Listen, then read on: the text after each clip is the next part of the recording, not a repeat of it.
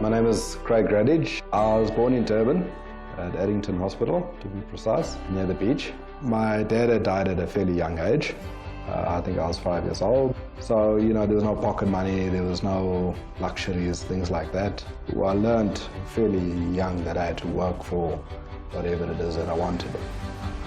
Got a job as a paperboy. Then I got a job as an usher in the Bioscope, as we used to call it. And if I wasn't doing that, I was offering to do gardens or wash people's cars or things like that. So, but always kind of, looking for opportunities to make money. My name is Kagiso Mahura, born and bred in Mafikeng in the northwest. It was a beautiful upbringing.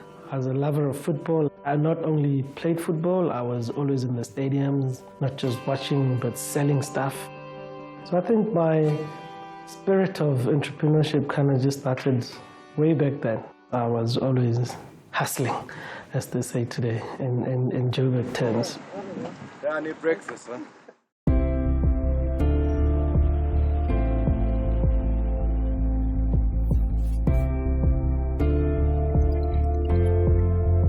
2 years before and leading up to 2007, when we were still at Old Mutual, was the season of public BEE deals. I think there was Tembeka Capital had launched, MTN Asonge had launched, Putumanati had launched.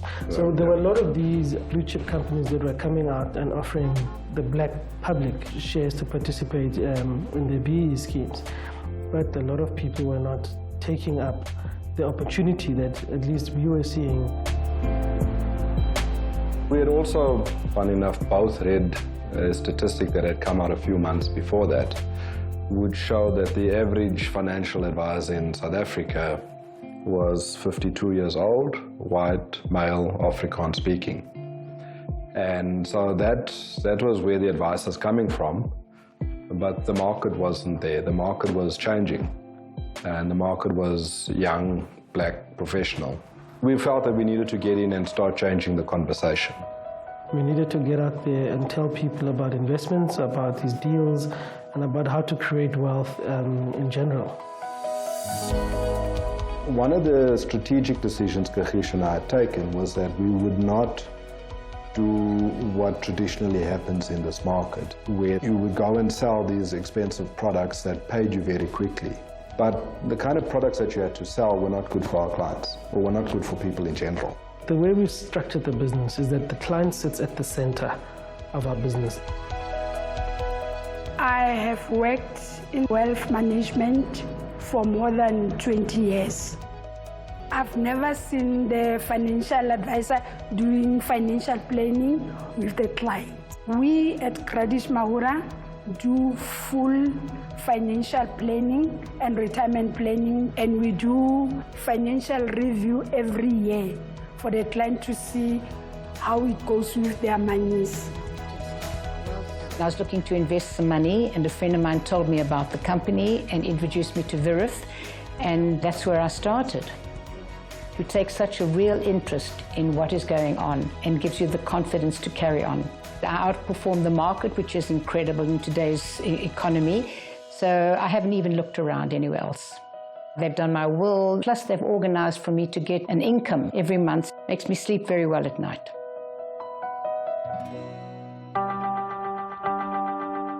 As people of color, we were taught the best banking is your mattress banking. Only 20% of black people have retirement annuities in place. More than 40% of women across South Africa don't have savings or financial plans in place whatsoever. South Africans are just notorious for not saving enough at all. 80% of our cash goes to servicing debt, and often terrible debt. So it's credit cards, it's store cards, which are essentially credit cards. 6 to 10% maximum of people retire comfortably, and that just simply needs to change.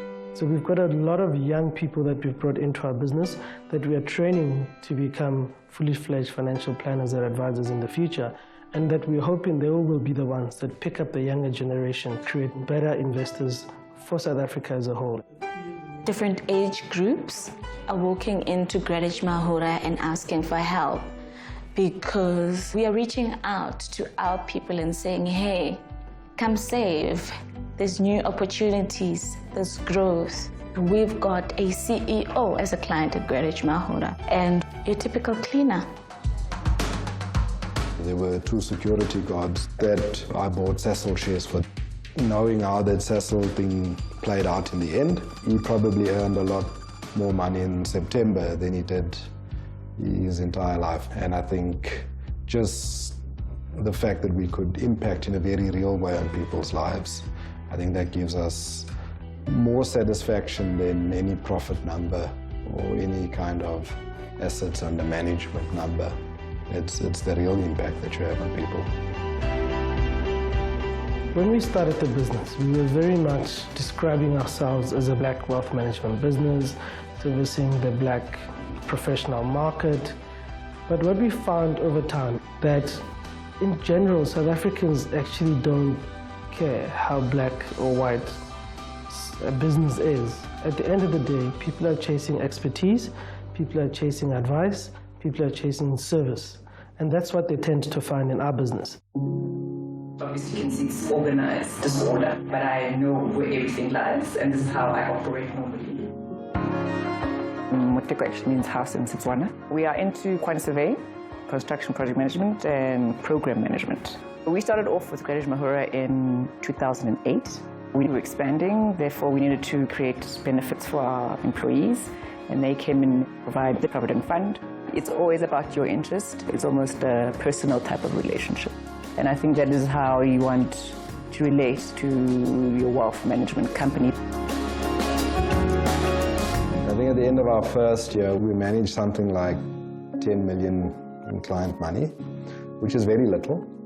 And I'd say by the end of our first 5 years, that had grown to about 160 million. And at the end of 10 years, they've grown to 900 million.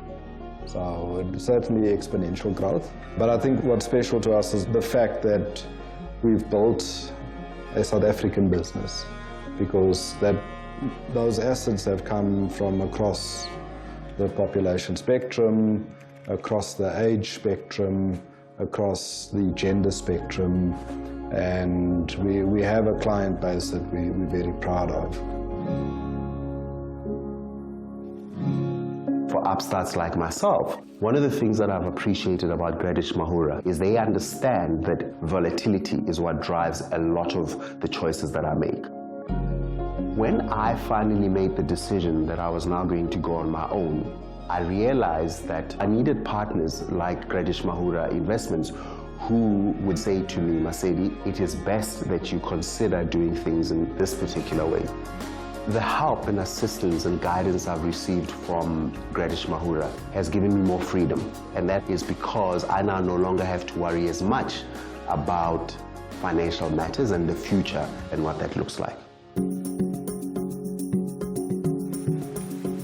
Yeah, I think the one thing about Kagisha is, like, he and I played golf together in Ireland. He couldn't play at that time, and he almost took me out because I saw the ball coming past me. I could see the brand of the ball and all of that. But he's actually an excellent golfer today.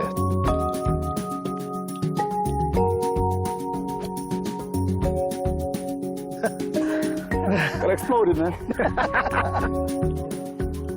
You know, the one thing people don't know about Craig is that he's quite a family man, that guy, you know? He spends quite a lot of time with his kids playing Scrabble and all sorts of stuff. Mine are a little bit older, so I can do a little bit of this now. My daughter's 7. My son he's just turned 6. I find it a lot of fun, you know, with my kids at the ages that they are. My wife, Ilona and I met at work. So we both worked at Federal, which was then bought out by Investec. I can't tell you her age, because she will kill me if I do that. We've had a good ride together.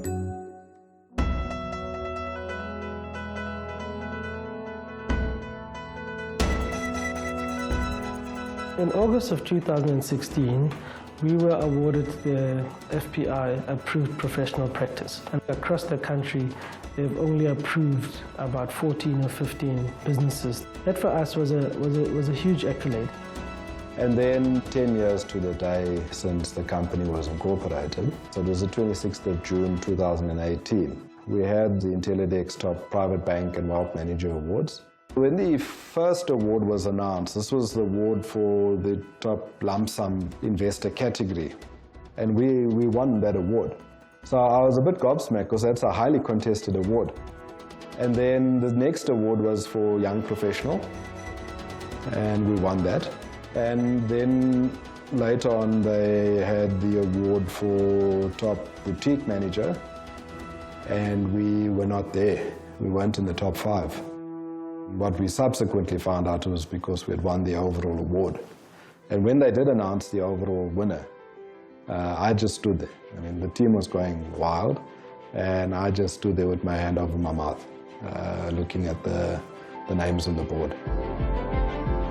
We're looking forward to the growth that lies ahead of us and see what it means for the team and how they grow as well with the business in their personal capacities. The culture we've created in this business is absolutely exciting. If nothing else, if this business doesn't go anywhere, I can tell you it's been a fantastic 10 years. We sing together, we dance together, we have a whole lot of fun in the business. We cry together as well. It's the business that's geared highly to high performance, but it's also at the same time a business that has a lot of fun. We've built the business to this point. The challenge is now to continue living up to your promise. But I think the most important thing is that our clients will always remain at the center of everything that we do.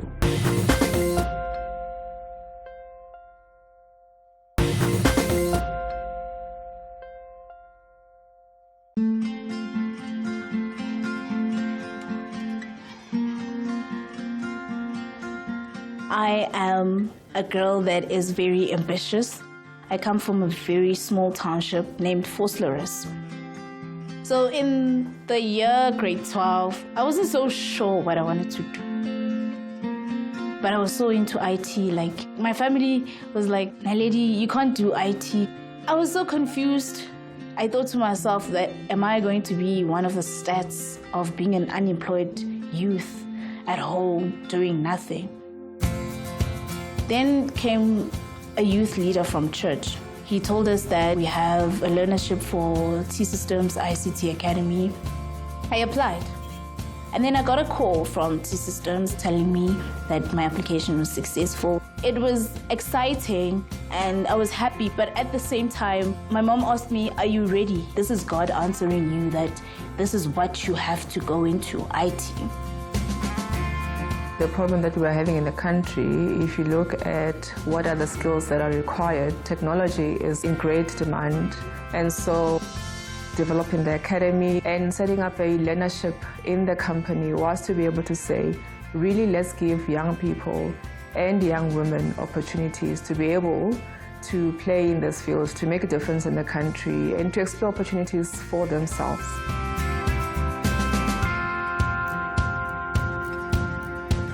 When I started at T-Systems on my internship, I started as a service desk agent. And a year after that, I got promoted into a quality coordinator. So we listen to the calls and we conduct coaching, we conduct counseling, we also provide training. I'm from the Northern Cape, a small town not far from Kimberley called Gapperswoerd, very small. So the opportunities there are on zero. I had to finish matric and come look for other opportunities elsewhere.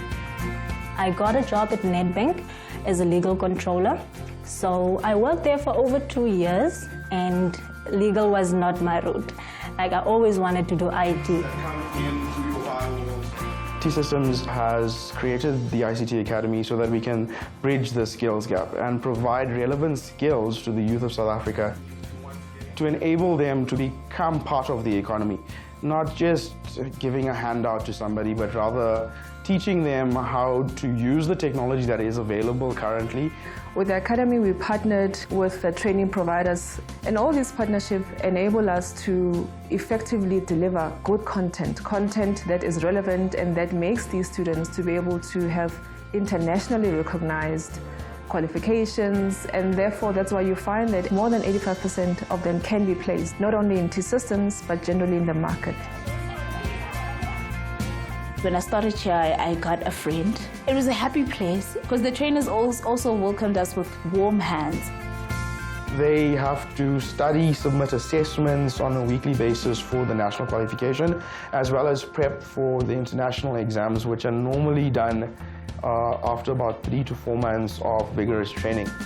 And obviously we on-site have prac labs, and they basically do simulated work there, as well as some of the students go to T-Systems in Midrand and they shadow the employees there in the technical teams. Now I know how to assemble a PC, how to install an operating system, how to troubleshoot a PC when it's not working. When I went back home, I told my mom, "Mom, this is what I want to do. IT is what I am going into." Students who come through this academy, the fact that more than 85% of them can be placed in a job, that is phenomenal. That is addressing unemployment in an area such as IT that is taking the country forward, which is, this is the IT age. The fact that 50% of these are ladies, are young women, I always believe that if you economically empower a woman, you've done 10 times more. One of our guiding principles is to learn and grow. So yes, we're living by that every day. There's always room for opportunities and we utilize them. Being a woman in the ICT is not easy. Like every day we still face challenges. In terms of women empowerment and development, leadership, T-Systems does really a good job. The impact that it's had on my life is the success that I have come to at this point. It is amazing. I'm from a very disadvantaged village. It's not easy to find jobs. And it was getting stressful for me because my friends were continuing with studying, some were working, some were just successful, and I was just there doing nothing. The idea was to look at how do we take young people leaving the school system and get them connected into this economy. And we have a number of problems that the country is facing that we need creative and innovative solutions for, and yet we're not tapping into all our young people. And so for us, the rural space is a place we really have to look at to say, who are these young people? Can we start to give them the skills? Because in there we might find the solution to some of the things that we're looking for.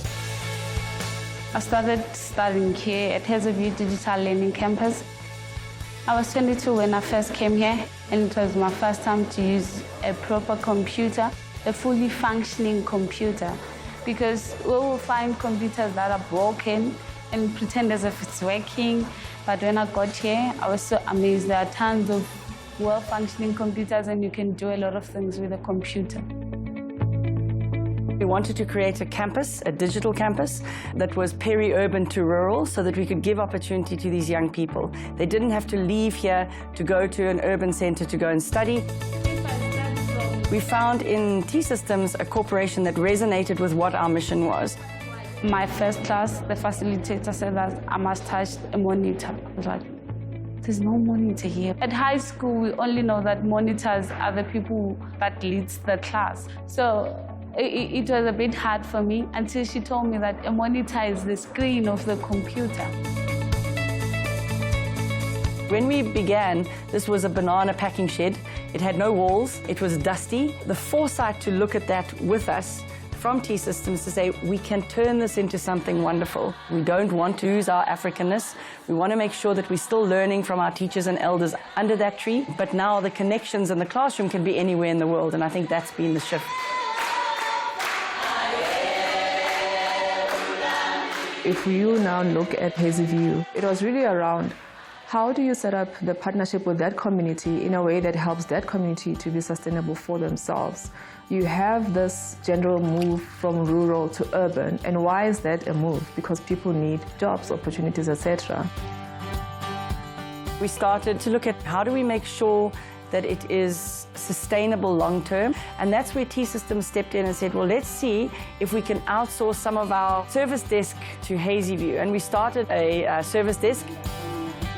I was just a person who was still marketing for a job, so I got the opportunity here, and that was a breakout. When was the last time you There's a very big difference between wanting a job and starting a career. And if we create opportunities in these rural spaces, we start careers for these young people, which one, keep them in the rural space because they can have better lives for their families. And so we can do a cost-effective, excellent service desk right here in our own country, giving our young people those opportunities for the jobs, but starting to be competitive on the price side, which I think is also important. What it means for me working around home, I'm supporting my own community. I get to see my family every day than working in Joburg where you will always communicate with your family over the phone. It saves me a lot of money. Home is where heart is. So to me, it means so much. In addressing the skill shortage, we're not just looking at training a person. It's allowing that person to grow as an individual, provide that person with an opportunity to get a job, and that person further goes and supports their family. For me to see the journey from a young person who walks in the front door on that first day, who is watching their hands when they double-click that mouse, has never been on a computer before, to stepping out on that graduation day. I mean, I feel like the mother of about 300 students on graduation day. From a year back, I was so miserable. So being here felt like I'm home. In our class, we learn in a fun way, so it's easy for me to understand everything. It's so fascinating, and I've fallen in love with computers now. If she did not have the kind of opportunities that she was exposed to, she would have had to move to Johannesburg, look for work, etc. But now that she's there, she can actually take care of her family. So I think the life is significantly different today because of that opportunity. When I was in grade 12, the only thing I thought about was going to varsity and studying for 4 years, then I get a job, then I'm done. But it was so different how I experienced coming to T-Systems. Now I could say I have grown, and my parents are so proud of me.